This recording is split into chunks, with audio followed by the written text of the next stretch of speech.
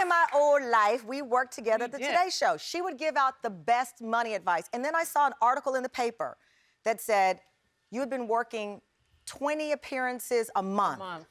And all of a sudden, your work dried up. To like maybe 2 segments a month. So. And what does that mean financially for you? Bad news. So Tamron and I used to do personal finance segments like how to save at the gas pump, ways to shop Black Friday. How to pay off your credit card debt, all of that. Up your 401k. So we did it at that other network. And it went from maybe 20 or 30 appearances a month to like maybe 1 or 2 because the networks only wanted to book political pundits. And you're paid for every booking that you appear. So you kind of rely on that. So imagine 20 paychecks, and now you've got 2. Imagine that. Right. And it happened pretty quickly. It was kind of like, uh-oh, what do I do now? Because the bookers aren't calling me for consumer segments.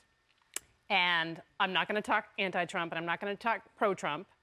That's all they're booking. So I was benched, and I was thinking, gosh, where do I get my non-political news? Nobody had it. But before you rebooted your life, you had to downsize. And I thought that was interesting because as a financial advisor, you're telling us to invest in our 401ks and prepare for that rainy day when we know the average American doesn't have a savings account.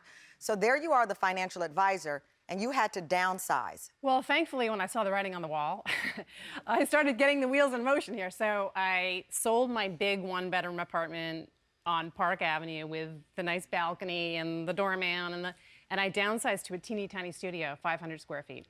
I did that immediately because I thought, gosh, I'm not gonna be able to continue on like this. So you were looking at the burn rate. You're like, the money isn't coming in, but I have to still pay the bills, but I don't have to pay these big bills. Right. So How the big tough bills was that? the big bills were slashed big time. And the housing, of course, is your biggest expense. So they were slashed immediately, and I needed that money to fund NOPO, to fund my startup. So I was kind of like at a crossroads where I had to do something, and that was the first thing. Well, here's the deal, though. We all know when people say downsize, in many cases, you see it as a failure. When my father passed away, we had a conversation with my mom about, do we downsize?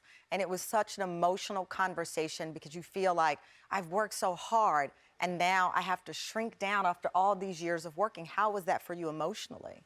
Well, now it's becoming a little bit more in style because people are looking to free up the cash and looking to retire, to live a little. So downsizing is in style. It's becoming a little more stylish now, I think. But what was that like for you? Did you feel defeated? A little tough because I did feel somewhat defeated, but at the same time, I'm like, well, I've got to fund this startup and I need to, pay my bills. The bills are still coming in and the paychecks weren't.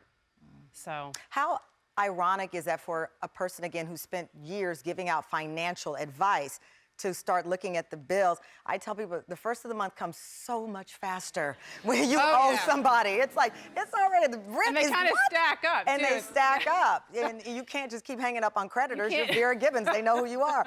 You got to keep moving forward, though. I mean, the main thing was funding the startup, funding my newsletter, non-political news, and getting that off the ground. So I was sort of reliant on my skill set, my transferable skills. At one point, I did consider maybe taking on other work, part-time work, maybe working at the gym or trying to find some retail work. But that's not a bad thing. That's not working in America. That's a good thing. That's working in America. And I thought, well, I can always do that. But my passion is news. Right. My passion is non-political news. And so you use the money from downsizing. Yes. To launch your next chapter. Right. What is the #1 learning thing or the tip that you can give people? We're approaching the holidays. A lot of us will think about, how do we reboot our lives? What's the next chapter? What did you learn from your experience? Well, I think, as you mentioned in the introduction, pivoting is really important. Whether you're pivoting from a job or from a breakup or from some other personal situation, you've got to be prepared for that pivot. And because I have been doing the personal finance and consumer segments all these years, I did have a little bit of money saved in addition to actually having to sell the apartment. But I think that's the one thing that you really want to do is be... Will you stay downsized forever? I mean, if your new gig kicks off and you're making money, do you think you'll go back to the big apartment? Or do you, as you said, the trend now is to keep it small, keep it tight? The trend now is to keep it small and keep it tight. And that's my intention, actually, going forward. I mean, right now, the newsletter, Non-Political News, has maybe 25,000 subscribers. We started with, 10,000, 20, 25,000. So as it grows, I would like to watch the development of that, but stay small, stay lean, and use the money You to are such a businesswoman. You have plugged your website 16 times, but I love it. I love it.